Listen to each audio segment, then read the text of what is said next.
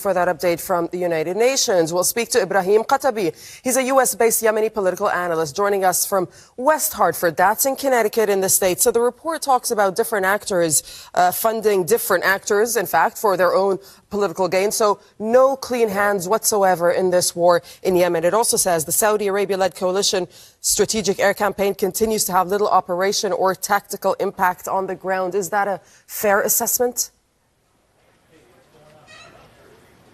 I think at this point, the Saudi-led coalition is very comfortable in a place that it is right now.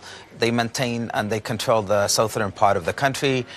They control the seaports, the airspace, and control what goes in and outside of the country. So they comfortably right now sitting in a place where they know they have control over everything that has to do with the Yemeni lives. And so they don't have any political lose at this point. So they're not moving anywhere and they're not doing anything.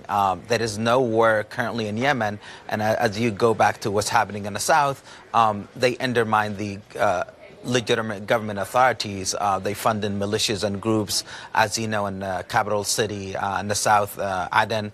They have the security forces called it's a militia, the built security in the south, and they have also the Hadrami elites in the southwest of the country and Hadramaut. So they completely want to maintain that kind of what their main aim. I'm talking about the Saudi-led coalition in Yemen, is to basically make sure they control the influence of the Iranians in Yemen, and at the same time control the outcome of the political struggle in the country.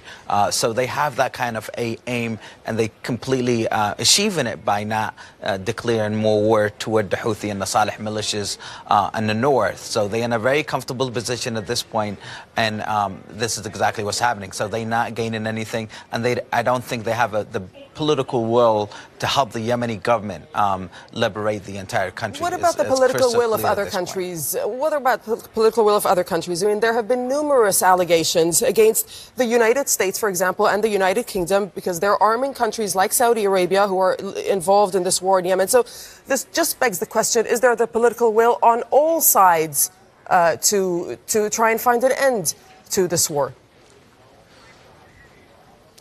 I think the problem is that the United States and the West gave the entire eggs in the Saudi Arabia baskets. They give the entire situation in Yemen to the Saudi-led coalition.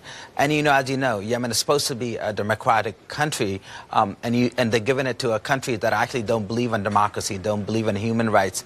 And so that's the kind of problem that Yemenis are facing right now. They left everything to the control of the UAE and Saudi Arabia, and they don't have a political will to help the Yemeni government gain control, help the Yemeni government establish the country the strong institution that the Yemenis wanted in the first place, which is a federal system for all Yemenis and for all Yemenis to be treated equally. And that's a serious problem right now. I think the international community need to intervene and back up the legitimate authority led by the President Hadi, and to help them build the institution so that Yemeni can head toward democracy. If they leave it to the hands of the Saudi Arabia and the UAE, we're only going to see a Yemen that looks like Syria and Libya and elsewhere. Ibraham AlQatabi, we'll leave it there. We thank you for joining us from West Hartford in the States. So can this war be stopped? That's a